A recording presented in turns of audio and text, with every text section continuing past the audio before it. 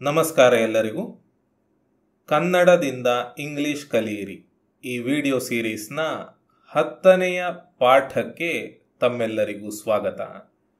ಈ ವಿಡಿಯೋದಲ್ಲಿ ನಾವು ಆರ್ಟಿಕಲ್ಸ್ ಅಂದರೆ ಉಪಪದಗಳ ಬಗ್ಗೆ ಕಲಿಯೋಣ. ಸರಿನಾ? ಆರ್ಟಿಕಲ್ಸ್ ಅಲ್ಲಿ ಎರಡು ರೀತಿ, ಇಂಡೆಫಿನೆಟ್ ಆರ್ಟಿಕಲ್ಸ್ ಹಾಗೂ ಡೆಫಿನೆಟ್ ಆರ್ಟಿಕಲ್ ಅಂತ. ಇಂಡೆಫಿನೆಟ್ ಆರ್ಟಿಕಲ್ಸ್ ಅಂದರೆ ಅನಿರ್ದಿಷ್ಟ ಉಪಪದಗಳು. ಇದರಲ್ಲಿ ಎರಡು, ಎ ಹಾಗೂ ಆನ್. ಡೆಫಿನೆಟ್ ಆರ್ಟಿಕಲ್ ಅಂದರೆ ನಿರ್ದಿಷ್ಟ ಉಪಪದ. ಇದರಲ್ಲಿ ಒಂದು, ಅದು ದ. ಆಯ್ತಾ? ಈಗ ಎ ಯಾವಾಗ ಬಳಸಬೇಕು, ಆನ್ ಯಾವಾಗ ಬಳಸಬೇಕು, ದ ಯಾವಾಗ ಬಳಸಬೇಕು ಅನ್ನೋದನ್ನು ವಿವರವಾಗಿ ಕಲಿಯೋಣ. ಸರಿನಾ? ಈಗ ಇದನ್ನು ಕಲಿಯುವ ಮೊದಲು ಸ್ವರಗಳ ಬಗ್ಗೆ ಹಾಗೂ ವ್ಯಂಜನಗಳ ಬಗ್ಗೆ ತಿಳ್ಕೊಳ್ಳೋಣ. ಕನ್ನಡದಲ್ಲಿ ಅ ಆ ಇ ಈ ಉ ಊ ಋ ಎ ಎ ಐ ಒ ಓ ಔ ಅಂ ಅಹ ಈ ರೀತಿ ಸ್ವರಗಳು ಇದ್ದಾವೆ. ಸರಿ ಅಲ್ವಾ? ಕನ್ನಡದಲ್ಲಿ ವ್ಯಂಜನಗಳು ಕೂಡ ಇದ್ದಾವೆ. ಕ ಖ ಗ ಘ ङ ಚ ಛ ಜ ಝ ಞ ಈ ರೀತಿ ಅಲ್ವಾ? ಸ್ವರಗಳಿಗೆ ವವೆಲ್ಸ್ ಅಂತ ಹೇಳ್ತೇವೆ, ವ್ಯಂಜನಗಳಿಗೆ ಕಾನ್ಸನೆಂಟ್ಸ್ ಅಂತ ಹೇಳ್ತೇವೆ. ಸರಿನಾ? ಕನ್ನಡದಲ್ಲಿ ಹೇಗೆ ಸ್ವರಗಳು ಹಾಗೂ ವ್ಯಂಜನಗಳು ಇದ್ದಾವೋ ಹಾಗೆಯೇ ಇಂಗ್ಲಿಷಲ್ಲಿಯೂ ಕೂಡ ಸ್ವರಗಳು ಹಾಗೂ ವ್ಯಂಜನಗಳು ಇದ್ದಾವೆ. ಇಂಗ್ಲಿಷ್ನ ಸ್ವರಗಳು ಇವು A E I O U ಅಂತ. ಈ 5 ಅಕ್ಷರಗಳನ್ನು ಬಿಟ್ಟು ಉಳಿದ ಎಲ್ಲ ಅಕ್ಷರಗಳು ಕೂಡ ವ್ಯಂಜನಗಳು. ಸರಿನಾ? ಸೊ ನಮಗೆ ಸ್ವರಗಳು ಯಾವುವು ಅನ್ನುವುದು ಸರಿಯಾಗಿ ಗೊತ್ತಿರಬೇಕು. ಸರಿನಾ? ಈಗ ಪಾಠವನ್ನು ಮುಂದುವರಿಸೋಣ. ಮೊದಲು ಇಂಡೆಫಿನೆಟ್ ಆರ್ಟಿಕಲ್ಸ್ನ ಬಗ್ಗೆ ಕಲಿಯೋಣ. ಆಯ್ತಾ?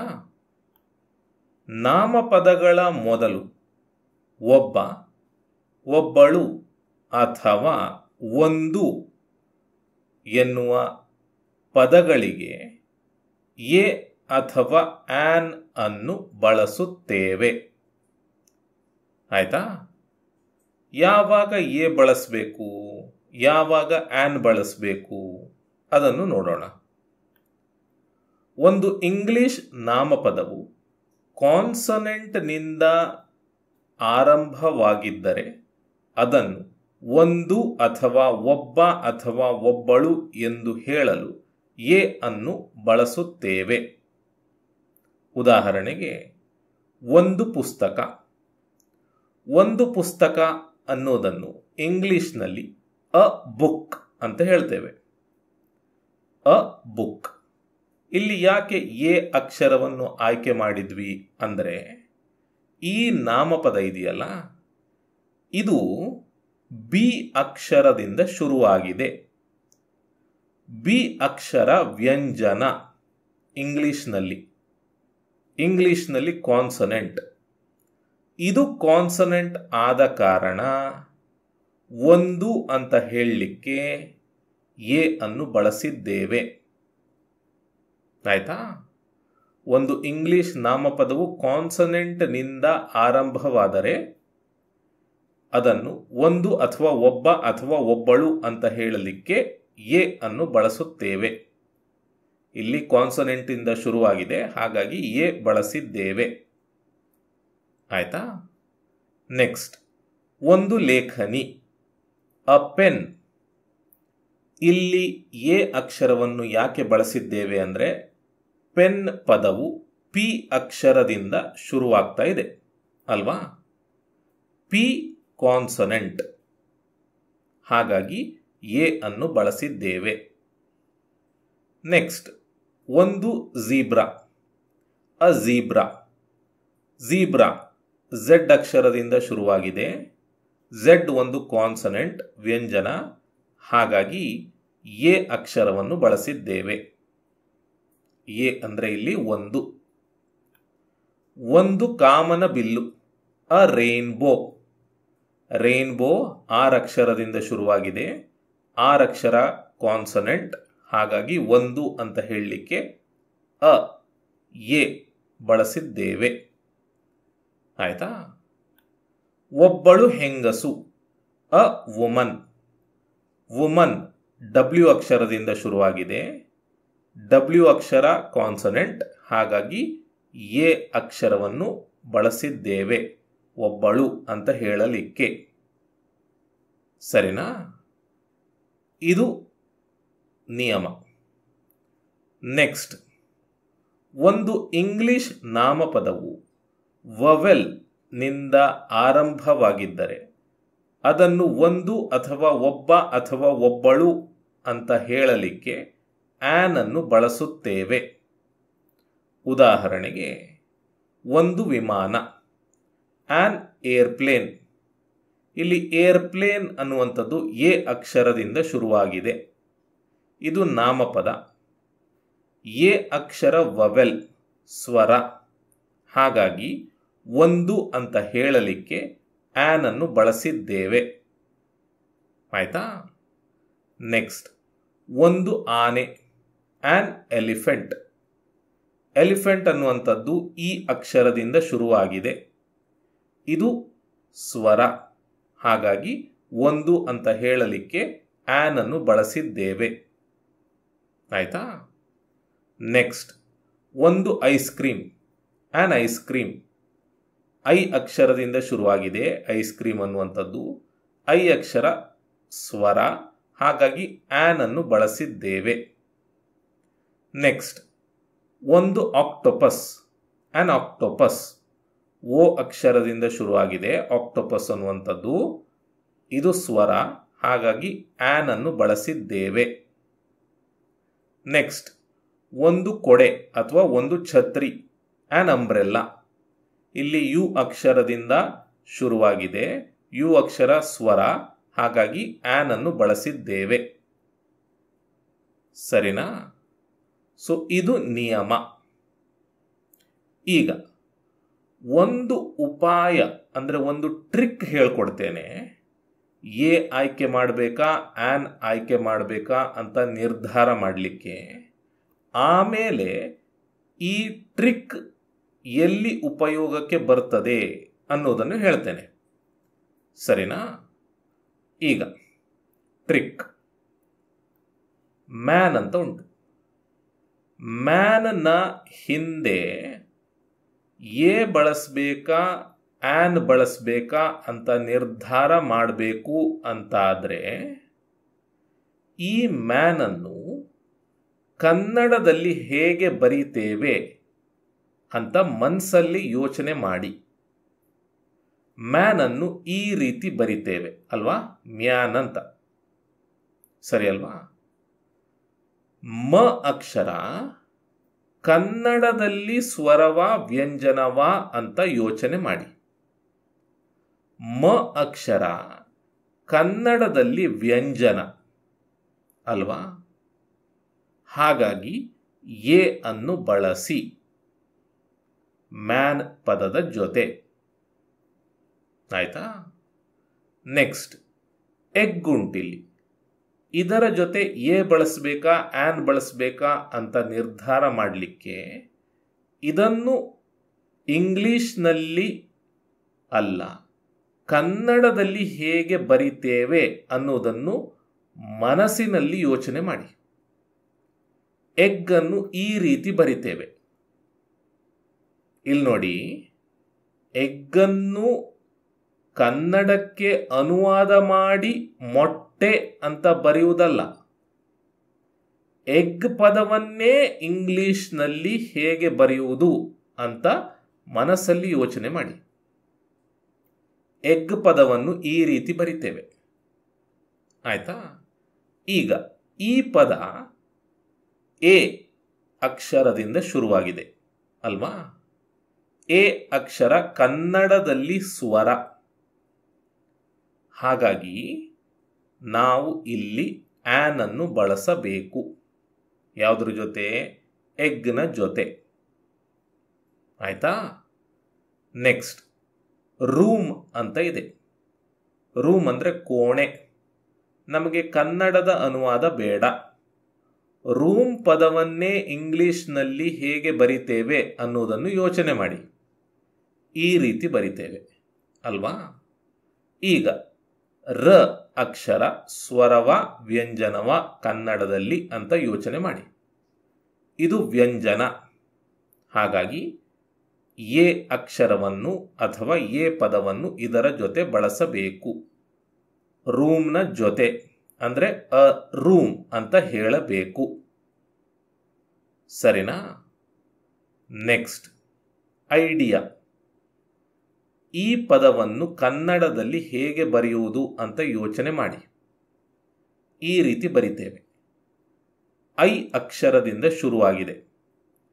ಐ ಅಕ್ಷರ ಕನ್ನಡದಲ್ಲಿ ಸ್ವರವ ವ್ಯಂಜನವ? ಸ್ವರ. ಹಾಗಾಗಿ ಐಡಿಯಾ ಪದದ ಜೊತೆ ಆನ್ ಅನ್ನು ಬಳಸಬೇಕು. ಆಯ್ತಾ? Next nail. ನೇಲ್ ಅಂದರೆ ಮೊಳೆ. ಇದನ್ನು ಕನ್ನಡದಲ್ಲಿ ಈ ರೀತಿ ಬರಿತೇವೆ, ನೇಲ್. ಈ ಪದದ ಮೊದಲ ಅಕ್ಷರ ನ, ನೆ ಅಲ್ವಾ? ಇದು ಕನ್ನಡದಲ್ಲಿ ವ್ಯಂಜನ. ಹಾಗಾಗಿ ನೇಲ್ ಪದದ ಜೊತೆ ಎ ಅನ್ನು ಬಳಸುತ್ತೇವೆ. ಆಯ್ತಾ? Next auto rickshaw. Auto rickshaw. ಆ ಟೋ ಆ ಅಕ್ಷರದಿಂದ ಶುರುವಾಗಿದೆ. ಇದು ಕನ್ನಡದಲ್ಲಿ ಸ್ವರ. ಹಾಗಾಗಿ ಆಟೋ ರಿಕ್ಷಾದ ಜೊತೆ ಆನ್ ಅನ್ನು ಬಳಸಬೇಕು. ಇಯರ್. ಇಲ್ಲಿ ಕೆಲವರು ಕನ್ಫ್ಯೂಸ್ ಆಗ್ತಾರೆ. ಇಯರ್ ಅನ್ನು ಈ ರೀತಿ ಬರಿತೇವೆ ನಾವು ಕನ್ನಡದಲ್ಲಿ. ಆಯ್ತಾ? ಇಯರ್ ಅಂತ. ಅ ಆ ಇ ಈ ಆ ಇ ಅಲ್ಲ, ಇಯರ್. ಸರಿನಾ?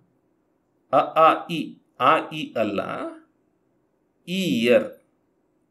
ಯರಲವ ಯ ಈ ಇಯರ್. ಈ ರೀತಿ ಹೇಳುವಂಥದ್ದು. ಇದು ಕನ್ನಡದಲ್ಲಿ ವ್ಯಂಜನ. ಹಾಗಾಗಿ ಎ ಅಕ್ಷರವನ್ನು ಇಯರ್ ಜೊತೆ ಬಳಸಬೇಕು. ಹಲವಾರು ಜನ ಕನ್ಫ್ಯೂಸ್ ಆಗ್ತಾರೆ, ಆನ್ ಬಳಸಬೇಕಲ್ಲ ಅಂತ.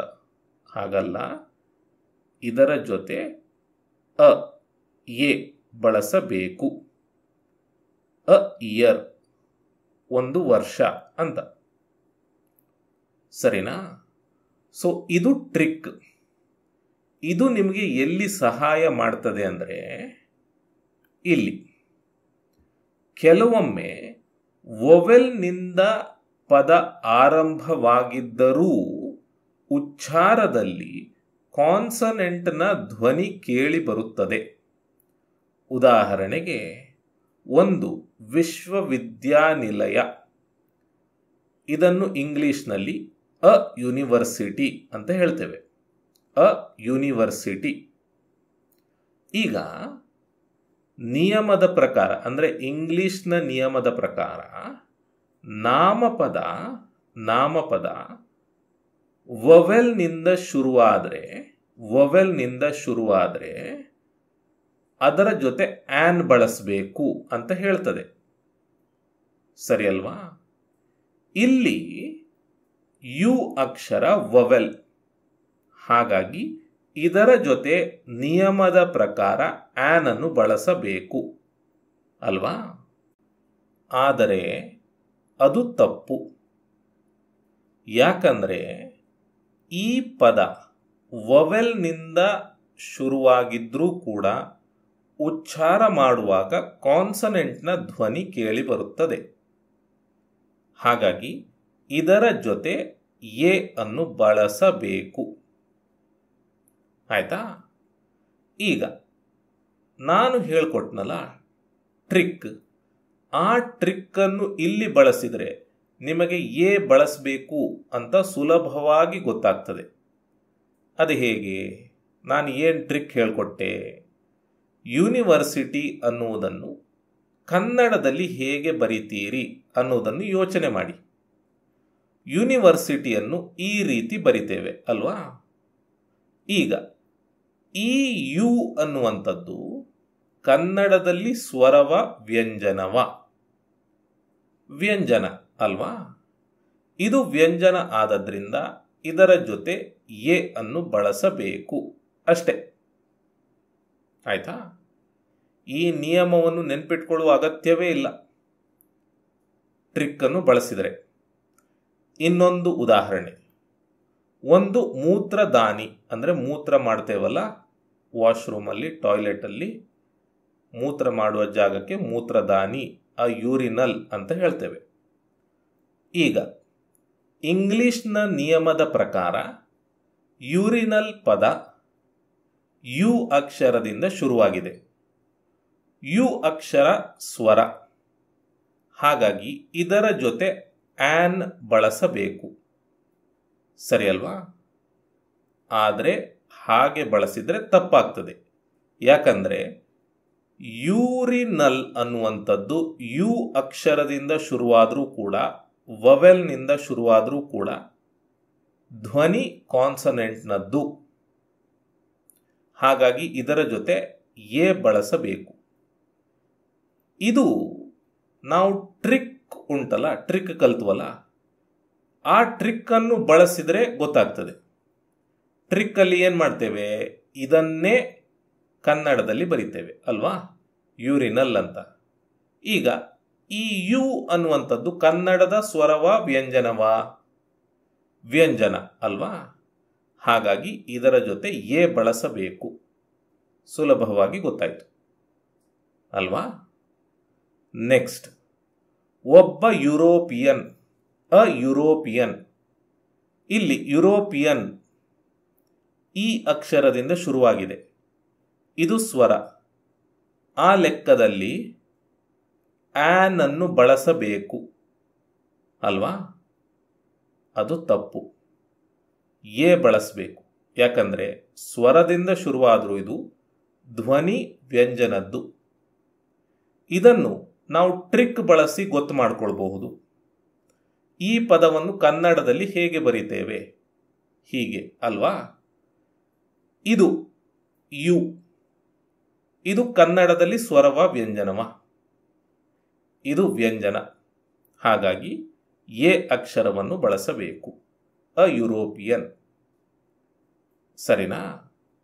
ಸೊ ಟ್ರಿಕ್ ಬಳಸಿದರೆ ತುಂಬ ಸುಲಭ. ಇನ್ನು ಕೆಲವೊಮ್ಮೆ ಕೆಲವು ಸ್ವರಗಳನ್ನು ಎಚ್ ಅಕ್ಷರವು ಪ್ರತಿನಿಧಿಸುತ್ತದೆ. ಇಂಗ್ಲಿಷ್ ಅನ್ನುವಂಥದ್ದು ವಿಚಿತ್ರ ಭಾಷೆ, ಆಯ್ತಾ? ಕೆಲವು ಅಕ್ಷರಗಳನ್ನು ಬರಿತೇವೆ, ಅವುಗಳನ್ನು ಉಚ್ಚಾರ ಮಾಡುವುದಿಲ್ಲ. ಕೆಲವು ಅಕ್ಷರಗಳನ್ನು ಬರೀತೇವೆ, ಬರೆದು ಬೇರೆಯೇ ರೀತಿ ಉಚ್ಚಾರ ಮಾಡ್ತೇವೆ. ಹೀಗೆಲ್ಲ ಇದೆ.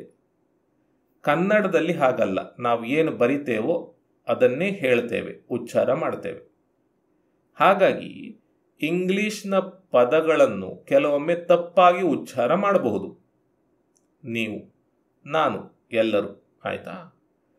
ಅದರ ಬಗ್ಗೆ ಗೊತ್ತಾಗುವ ತನಕ, ಅದರ ಬಗ್ಗೆ ಗೊತ್ತಾದ ಮೇಲೆ ಸರಿಯಾಗಿ ಉಚ್ಚಾರ ಮಾಡಲಿಕ್ಕೆ ಶುರು ಮಾಡ್ತೇವೆ. ಸರಿ ಅಲ್ವಾ? ಸೊ ಇಲ್ಲಿ ಒಂದು ಪದ ಉಂಟು ನೋಡಿ, ಗಂಟೆ ಅಂತ. ಗಂಟೆಗೆ ಅವರ್ ಅಂತ ಹೇಳ್ತೇವೆ. Hour, hour. ಹವರ್ ಅಲ್ಲ, ಹ, ಹ ಇಲ್ಲ ಅಲ್ಲಿ, ಹ ಇಲ್ಲ. ಈ ಎಚ್ ಅಕ್ಷರವನ್ನು ಉಚ್ಚಾರ ಮಾಡುವುದಿಲ್ಲ. ಬರಿತೇವೆ ಆದರೆ ಉಚ್ಚಾರ ಮಾಡುವುದಿಲ್ಲ. ಸರಿನಾ? ಒಂದು ಗಂಟೆ ಅಂತ ಹೇಳಲಿಕ್ಕೆ ಆನ್ ಅವರ್ ಅಂತ ಹೇಳ್ತೇವೆ. On hour. ಹವರ್ ಅಲ್ಲ. ಹಾ ಹಾ ಹಿ ಹಿ ಹೂ ಹೂ ಹ, ಹವರ್ ಅಲ್ಲ, ಅವರ್. ಆಯ್ತಾ? ಈಗ ಅವರ್ ಅ ಅಕ್ಷರದಿಂದ ಶುರುವಾಗಿದೆ ಕನ್ನಡದಲ್ಲಿ. ಅ ಸ್ವರ. ಹಾಗಾಗಿ ಅವರ್ನ ಜೊತೆ ಆನ್ ಅನ್ನು ಬಳಸಬೇಕು. ಆಯ್ತಾ? ನೆಕ್ಸ್ಟ್, ಒಬ್ಬ ಪ್ರಾಮಾಣಿಕ ವ್ಯಕ್ತಿ, ಆನ್ ಆನೆಸ್ಟ್ ಮ್ಯಾನ್. ಇಲ್ಲಿ ಕೂಡ ಹಾಗೆ ಈ ಎಚ್ ಅಕ್ಷರವನ್ನು ಉಚ್ಚಾರ ಮಾಡುವುದಿಲ್ಲ. ಇದನ್ನು ಆನೆಸ್ಟ್ ಅಂತ ಹೇಳ್ತೇವೆ. ಆನೆಸ್ಟ್, ಹಾನೆಸ್ಟ್ ಅಲ್ಲ, ಆನೆಸ್ಟ್. ಈ ಪದ ಆ ಅಕ್ಷರದಿಂದ ಶುರುವಾಗಿದೆ. ಇದು ಸ್ವರ, ಹಾಗಾಗಿ ಇದರ ಜೊತೆ ಆನ್ ಬಳಸಬೇಕು. ಆಯ್ತಾ? ಒಬ್ಬ ಅಂತ ಹೇಳಲಿಕ್ಕೆ ಆನ್ ಅನ್ನು ಬಳಸಬೇಕು. ಇದೆಲ್ಲ ನಿಮಗೆ ಹೋಗ್ತಾ ಹೋಗ್ತಾ ಗೊತ್ತಾಗ್ತದೆ, ಸರಿನಾ? ನಾನು ಕೂಡ ಈ ಸಂಗತಿ ಗೊತ್ತಾಗುವ ತನಕ ತಪ್ಪು ಮಾಡ್ತಿದ್ದೆ, ತಪ್ಪಾಗಿ ಉಚ್ಚಾರ ಮಾಡ್ತಿದ್ದೆ.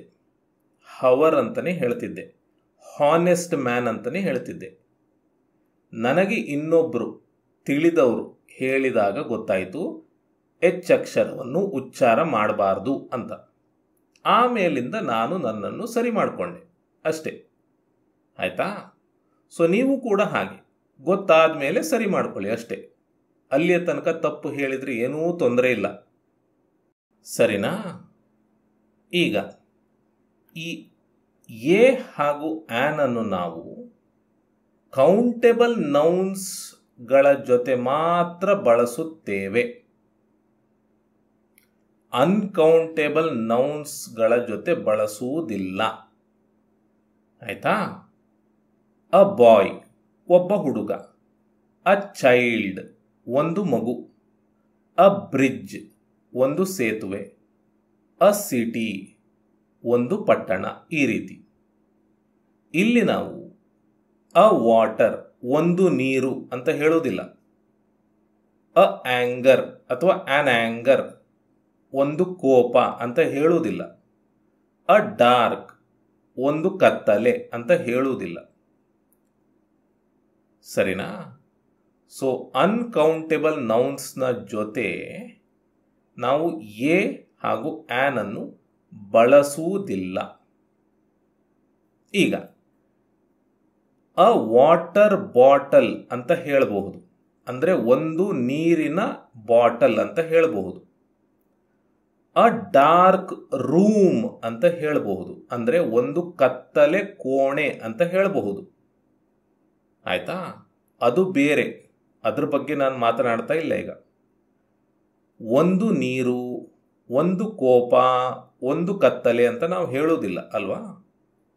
ಹಾಗೆಯೇ ನಾವು ಎ ಹಾಗೂ ಆನ್ ಅನ್ನು ಬಳಸುವುದಿಲ್ಲ ಈ ಇಂಗ್ಲಿಷ್ ಅನ್ಕೌಂಟೇಬಲ್ ನೌನ್ಸ್ಗಳ ಜೊತೆ, ಸರಿನಾ?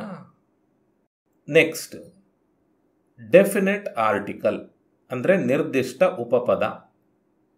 ನಿರ್ದಿಷ್ಟವಾಗಿ ತಿಳಿದಿರುವ ಒಂದು ನಾಮಪದದ ಬಗ್ಗೆ ಹೇಳುವಾಗ ದ ವನ್ನು ಬಳಸುತ್ತೇವೆ. ಆಯ್ತಾ? ಉದಾಹರಣೆಗೆ the man. The man, the man ಅಂದರೆ ಮನುಷ್ಯ ಅಂತ. ಈ ರೀತಿ ಯಾವಾಗ ನಾವು ಹೇಳಬಹುದು ಅಂದರೆ ಈ ಮನುಷ್ಯನ ಬಗ್ಗೆ ನಿರ್ದಿಷ್ಟವಾಗಿ ಗೊತ್ತಿದ್ದಾಗ, ಇವನು ಯಾರು ಅಂತ ಗೊತ್ತಿದ್ದಾಗ. ಆಯ್ತಾ? Next, the egg. The egg ಅಂದರೆ ಮೊಟ್ಟೆ ಅಂತ. ನಮಗೆ ನಿರ್ದಿಷ್ಟವಾಗಿ ಯಾವ ಮೊಟ್ಟೆ ಅಂತ ಯಾವಾಗ ಗೊತ್ತಿರ್ತದೋ ಆವಾಗ ದಿ ಎಗ್ ಅಂತ ಹೇಳಬೇಕು. ಆಯ್ತಾ? Next, the room. The room ಈ ರೀತಿ ಯಾವಾಗ ಹೇಳಬೇಕು ಅಂದರೆ ಒಂದು ಕೋಣೆಯ ಬಗ್ಗೆ ನಿರ್ದಿಷ್ಟವಾಗಿ ಗೊತ್ತಿದ್ದಾಗ, ಯಾವ ಕೋಣೆ ಅಂತ. ಆಯ್ತಾ? The idea. ದಿ ಐಡಿಯಾ ನಿರ್ದಿಷ್ಟವಾಗಿ ನಮಗೆ ಇದೇ ಐಡಿಯಾ ಅಂತ ಯಾವಾಗ ಗೊತ್ತಿರ್ತದೋ ಆವಾಗ ಈ ರೀತಿ ಹೇಳಬೇಕು. ಆಯ್ತಾ? The nail.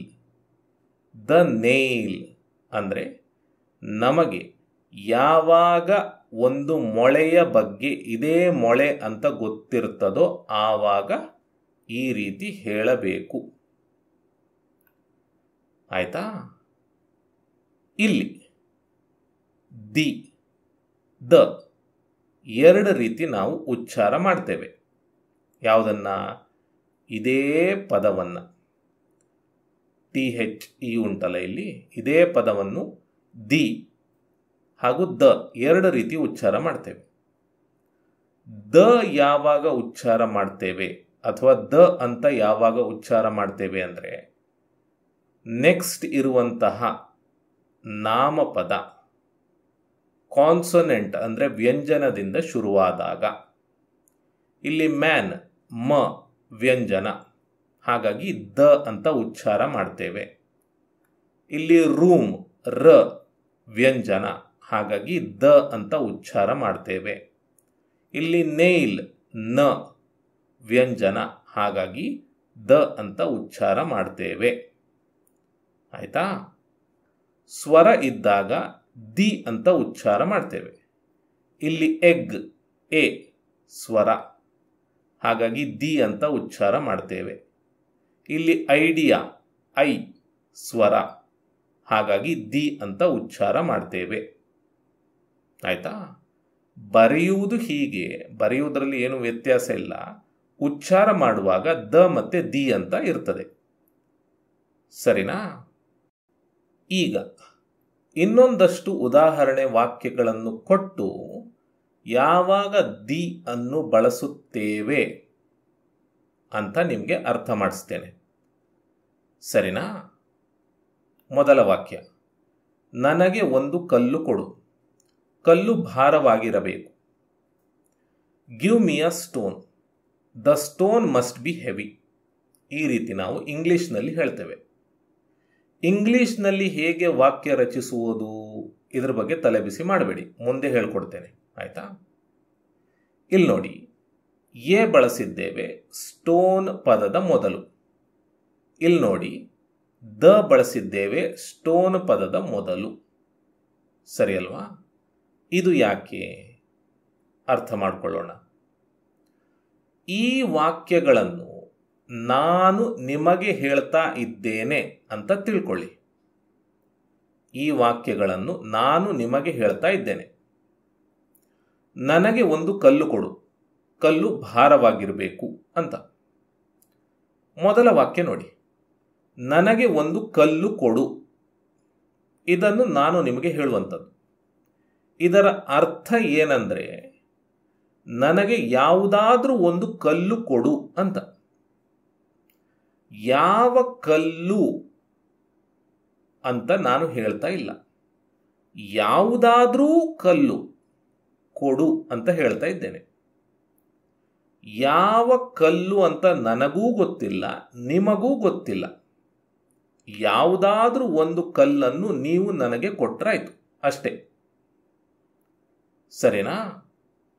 ಯಾವ ಕಲ್ಲು ಅಂತ ನನಗೆ ಗೊತ್ತಿಲ್ಲ, ಹಾಗಾಗಿ ಒಂದು ಅಂತ ಹೇಳಲಿಕ್ಕೆ ಎ ಅನ್ನು ಬಳಸುತ್ತೇವೆ. ಆಯ್ತಾ? ಇಲ್ಲಿ ನಿರ್ದಿಷ್ಟವಾಗಿ ಗೊತ್ತಿಲ್ಲ ಯಾವ ಕಲ್ಲು ಅಂತ, ಹಾಗಾಗಿ ಒಂದು ಅಂತ ಹೇಳಲಿಕ್ಕೆ ಎ ಅನ್ನು ಬಳಸುತ್ತೇವೆ. ಸರಿನಾ? ನೆಕ್ಸ್ಟ್ ವಾಕ್ಯ, ಕಲ್ಲು ಭಾರವಾಗಿರಬೇಕು. ಈಗ ಇಲ್ಲಿ ಕಲ್ಲು ಅಂದರೆ ಯಾವ ಕಲ್ಲು ಅಂತ ಗೊತ್ತಿದೆ. ಯಾವ ಕಲ್ಲು? ನೀವು ನನಗೆ ಕೊಡುವಂತಹ ಕಲ್ಲು. ಅರ್ಥ ಮಾಡ್ಕೊಳ್ಳಿ. ನನಗೆ ಒಂದು ಕಲ್ಲು ಕೊಡು ಅಂದರೆ ನನಗೆ ಯಾವುದಾದ್ರೂ ಒಂದು ಕಲ್ಲು ಕೊಡು. ನೀವು ಕೊಡ್ತೀರಲ್ಲ ಕಲ್ಲು, ನೀವು ನನಗೆ ಒಂದು ಕಲ್ಲು ಕೊಡ್ತೀರಲ್ಲ, ಆ ಕಲ್ಲು ಭಾರವಾಗಿರಬೇಕು ಅಂತ ನಾನು ಹೇಳ್ತಾ ಇದ್ದೇನೆ. ಅರ್ಥ ಆಯ್ತಾ?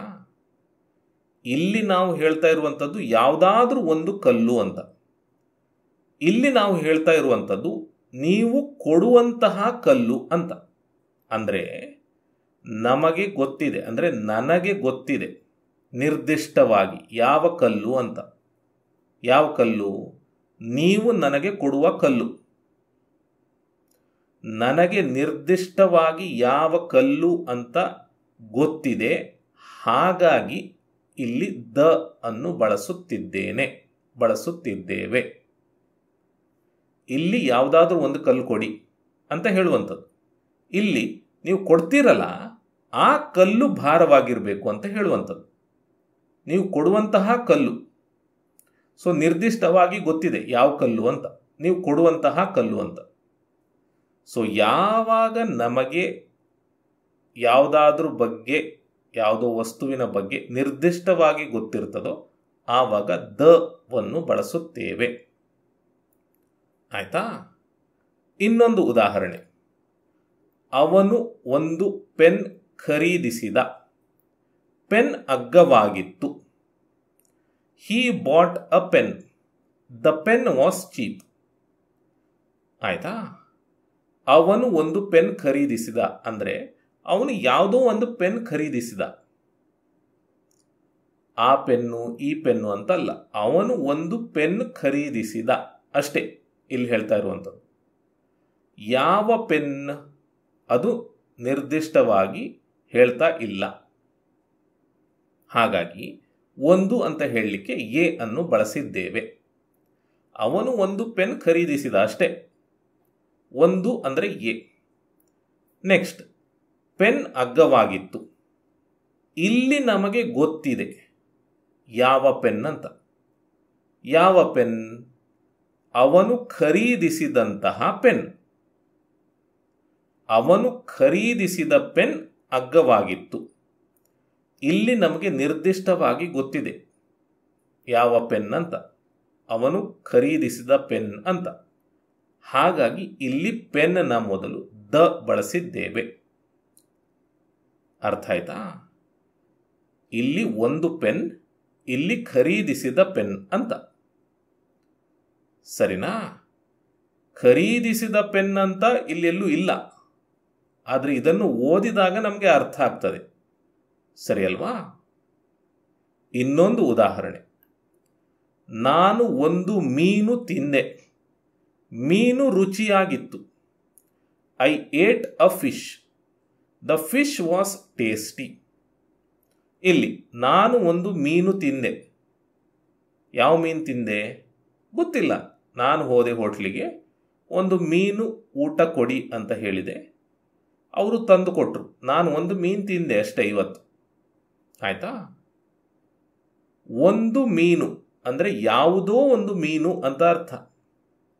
ನಿರ್ದಿಷ್ಟವಾಗಿ ಗೊತ್ತಿಲ್ಲ ಯಾವ ಮೀನು ಅಂತ. ಅ ಫಿಶ್ ಎ ಬಳಸ್ತೇವೆ ಒಂದು ಅಂತ ಹೇಳಲಿಕ್ಕೆ. ಸರಿನಾ? ಈಗ ನೀವು ನನ್ನ ಹತ್ರ ವಾದ ಮಾಡ್ಬೋದು. ನನಗೆ ಗೊತ್ತಿರ್ತದೆ ಯಾವ ಮೀನು ನಾನು ಆರ್ಡರ್ ಮಾಡ್ತೇನೆ ಅಂತ. ಉದಾಹರಣೆಗೆ ಭೂತಾಯಿ ಅನ್ನುವ ಒಂದು ಮೀನು ಇದೆ. ನಾನು ಭೂತಾಯಿ ಮೀನು ಆರ್ಡರ್ ಮಾಡಿ ತಿಂತೇನೆ ಅಂತ ನೀವು ವಾದ ಮಾಡ್ಬೋದು. ಆದರೆ ಆ ಭೂತಾಯಿಯಲ್ಲಿ ಇದೇ ಭೂತಾಯಿ ಮೀನು ಅಂತ ನೀವು ಹೇಳ್ತೀರಾ? ಇಲ್ಲ. ಒಂದು ಭೂತಾಯಿಯ ಮೀನು ಕೊಡಿ ಅಂತ ಹೇಳ್ತೀರಿ. ಅವನು ಯಾವುದೋ ಒಂದು ತಂದು ಕೊಡ್ತಾರೆ ಹೋಟ್ಲಿನವರು ಅಲ್ವಾ? ಭೂತಾಯಿ ಮೀನು ಕೊಡಿ ಅಂತ ನೀವು ಹೇಳ್ತೀರಿ, ಹೋಟ್ಲಿನವ್ರು ಯಾವುದೋ ಒಂದು ಭೂತಾಯಿ ಮೀನು ತಂದು ಕೊಡ್ತಾರೆ ನಿಮಗೆ ಅಷ್ಟೇ. ಸರಿ ಅಲ್ವಾ? ಅಂದರೆ ನೀವು ಯಾವುದೋ ಒಂದು ಮೀನನ್ನು ತಿಂತೀರಿ. ಅರ್ಥ ಆಯ್ತಾ? ಸರಿ, ನಾನು ಒಂದು ಮೀನು ತಿಂದೆ ಅಂದರೆ ಯಾವುದೋ ಒಂದು ಮೀನು ತಿಂದೆ ಅಂತ. ಮೀನು ರುಚಿಯಾಗಿತ್ತು. ಇಲ್ಲಿ ನನಗೆ ಗೊತ್ತುಂಟು ಯಾವ ಮೀನು ಅಂತ. ಯಾವ ಮೀನು? ನಾನು ತಿಂದಂತಹ ಮೀನು. ನಾನು ಒಂದು ಮೀನು ತಿಂದೆ, ನಾನು ತಿಂದಂತಹ ಮೀನು ರುಚಿಯಾಗಿತ್ತು. ಇಲ್ಲಿ ನಿರ್ದಿಷ್ಟವಾಗಿ ಗೊತ್ತಿದೆ ಯಾವ ಮೀನು ಅಂತ. ಅದಕ್ಕೋಸ್ಕರ ದ ಫಿಶ್ ಅಂತ ಹೇಳ್ತೇವೆ. ಯಾವಾಗ ನಮಗೆ ಒಂದು ವಸ್ತುವಿನ ಬಗ್ಗೆ ಅಥವಾ ಒಬ್ಬರ ಬಗ್ಗೆ ನಿರ್ದಿಷ್ಟವಾಗಿ ಗೊತ್ತಿರ್ತದೋ, ಇದೇ, ಅದೇ, ಅವರೇ, ಇವರೇ ಅಂತ, ಆವಾಗ ದ ವನ್ನು ಬಳಸುತ್ತೇವೆ. ಅರ್ಥ ಆಯ್ತಾ? ಸರಿ, ಈಗ ಇದಕ್ಕೊಂದು ಅಪವಾದ ಇದೆ. ಅದು ಏನಂದರೆ, ನಮಗೆ ಒಬ್ಬ ವ್ಯಕ್ತಿ ಅಥವಾ ಸ್ಥಳದ ಬಗ್ಗೆ ನಿರ್ದಿಷ್ಟವಾಗಿ ತಿಳಿದಿದ್ದರೂ ಕೂಡ ಅವರ ಅಥವಾ ಅದರ ಹೆಸರಿನ ಮೊದಲಿಗೆ ದ ಸೇರಿಸಿ ಹೇಳುವುದಿಲ್ಲ, ಹೇಳಿದರೆ ತಪ್ಪು. ಅಂದರೆ ನಮಗೆ ರಮೇಶ ಯಾರು ಅಂತ ನಿರ್ದಿಷ್ಟವಾಗಿ ಗೊತ್ತಿದ್ದರೂ ಕೂಡ ಹೆಸರಿನ ಮೊದಲು ದ ಹಾಕುವುದಿಲ್ಲ. ಯಾವತ್ತೂ ಕೂಡ ಈ ರೀತಿ ನಾವು ಹೇಳುವುದೇ ಇಲ್ಲ, ಆಯ್ತಾ? ಯಾವ ಸಂದರ್ಭದಲ್ಲಿಯೂ ನಾವು ಈ ರೀತಿ ಹೇಳುವುದೇ ಇಲ್ಲ. ಹೆಸರಿನ ಮೊದಲು ದ ಬರುವುದಿಲ್ಲ, ಆಯ್ತಾ? ದ ಸಹನ, ಸಹನ ಅನ್ನುವಂತಹ ವ್ಯಕ್ತಿ ಯಾರು ಅಂತ ನಮಗೆ ಗೊತ್ತಿದ್ರೂ ಕೂಡ ನಿರ್ದಿಷ್ಟವಾಗಿ ಹೆಸರಿನ ಮೊದಲು ದ ಬಳಸುವುದಿಲ್ಲ, ಆಯ್ತಾ? ಬೆಳಗಾಂ, ಗೋವಾ ಇವು ಎರಡು ಸ್ಥಳಗಳು. ನಮಗೆ ಬೆಳಗಾಂ ಬಗ್ಗೆ ಗೊತ್ತಿದೆ, ಸ್ಥಳದ ಗೋವಾದ ಬಗ್ಗೆ ಗೊತ್ತಿದೆ. ಆದರೂ ಕೂಡ ನಾವು ಇವುಗಳ ಮೊದಲು ದ ಹಾಕುವುದಿಲ್ಲ, ಸರಿನಾ? ಯಾವತ್ತೂ ಕೂಡ ಇದನ್ನು ನೆನ್ಪಿಟ್ಕೊಳ್ಳಿ. ಮನುಷ್ಯರ ಹೆಸರಿನ ಮೊದಲು, ಸ್ಥಳಗಳ ಹೆಸರಿನ ಮೊದಲು ದ ವನ್ನು ಬಳಸುವುದಿಲ್ಲ, ಸರಿನಾ? ಸರಿ, ಇವಿಷ್ಟು ನಿಯಮಗಳು. ನಾನು ಹೇಳ್ಕೊಟ್ಟಿದ್ದೆಲ್ಲ ನಿಮಗೆ ಅರ್ಥ ಆಗಿದೆ ಅಂತ ಅಂದುಕೊಂಡು ಈ ಒಂದು ಎಕ್ಸಸೈಸ್ ಅನ್ನು ಕೊಡ್ತಾ ಇದ್ದೇನೆ. ಈ ಪದಗಳ ಮೊದಲು ಎ ಬಳಸಬೇಕಾ ಆನ್ ಬಳಸಬೇಕಾ ಅಂತ ನಿರ್ಧಾರ ಮಾಡಿ ಕಮೆಂಟ್ ಮಾಡಿ, ಸರಿನಾ? ಸರಿ, ಇಲ್ಲಿಗೆ ಈ ವಿಡಿಯೋ ಮುಕ್ತಾಯ ಆಯಿತು. ನಾನು ನಿಮಗೆ ಮುಂದಿನ ವಿಡಿಯೋದಲ್ಲಿ ಸಿಗ್ತೇನೆ. ಧನ್ಯವಾದಗಳು.